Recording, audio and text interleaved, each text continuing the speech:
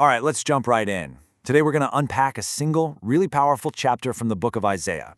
It's all about an ancient prophecy, one that's just filled with judgment, sorrow, and some pretty shocking historical irony. We are looking at Isaiah chapter 15 and what it calls the burden of Moab.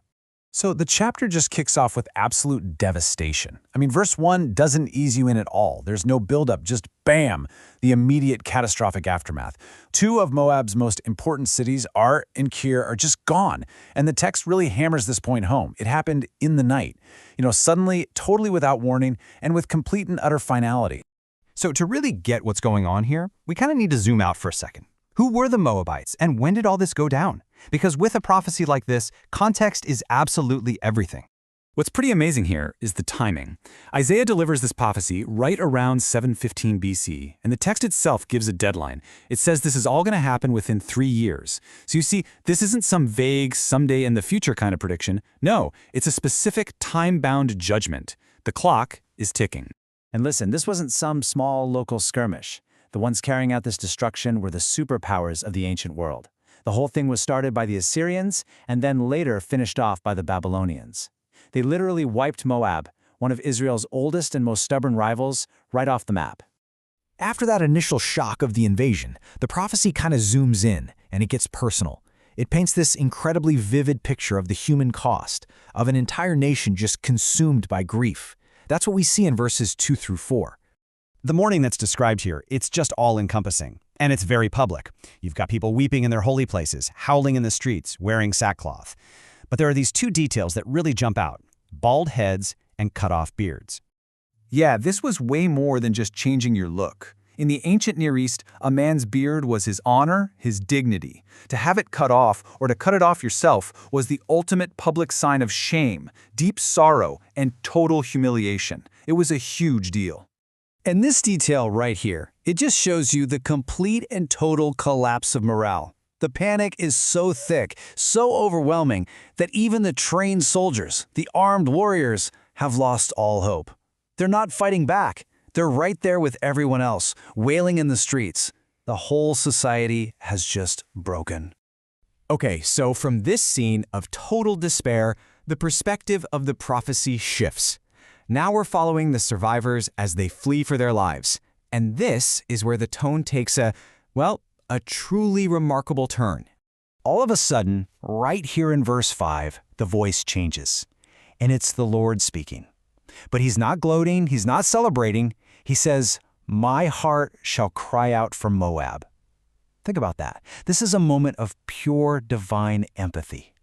God finds absolutely no joy in the suffering and destruction, even of an enemy nation.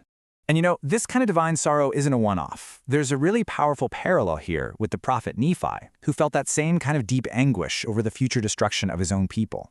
It shows us this consistent theme: God's sorrow over the loss of his children. Doesn't matter if they're friend or foe.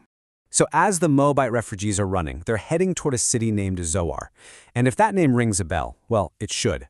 The significance of this specific city in this story is it's staggering. Okay, let's break this down because it's amazing. Centuries before this, Zoar was the one city that was saved from the destruction of Sodom and Gomorrah. It was a refuge for Lot and his daughters. They were the original fugitives, right? Well, shortly after that, Lot's daughter has a son named Moab, and he becomes the father of the entire Moabite nation. So now, fast forward to Isaiah's time, and in this moment of incredible historical irony, Moab's own descendants are running for their lives, becoming fugitives themselves, and heading right back to the very same city that saved their ancestor. It's a perfect, tragic full circle. And the devastation isn't just from the military invasion. The prophecy also describes a total ecological collapse. The hay is gone, the grass fails, the text says there is no green thing. War has brought its oldest companion, famine. So any survivors who managed to escape the sword are now facing starvation. And that brings us to the final, absolutely terrifying verse of this chapter. Just when you think things cannot possibly get any worse for the people of Moab, they do. So verse 9 opens by describing this place, Dimon, where the waters are already running red with the blood of the slaughtered. But then there's this chilling promise, "For I will bring more upon Dimon." More? More than a massacre? What could possibly be worse? So let's just pause and ask that. You've got an invading army, you've got the crops failing. For the few people who have somehow escaped all that, what is possibly left to fear? What comes next? Lions. For those who escaped the initial slaughter, a brand new terror is unleashed on the land.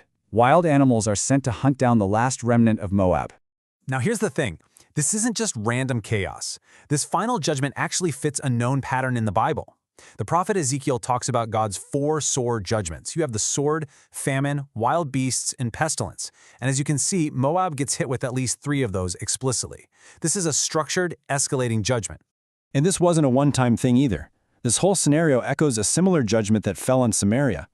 See, after the Assyrians conquered Israel, they moved a bunch of foreigners into the land who didn't worship God. And what happened? The Lord sent lions among them. So this is presented as a recurring consequence for a land that is in rebellion. So that's where we end. Isaiah 15 is, without a doubt, a brutal account of total destruction. It shows an absolutely unflinching judgment. And yet, right in the heart of it all, we hear the voice of God weeping for the very people being destroyed. And that leaves us with a really tough question, doesn't it? What does this strange mix of severe justice and profound sorrow tell us about the nature of divinity and about how we should think about mercy, even when it comes to our enemies?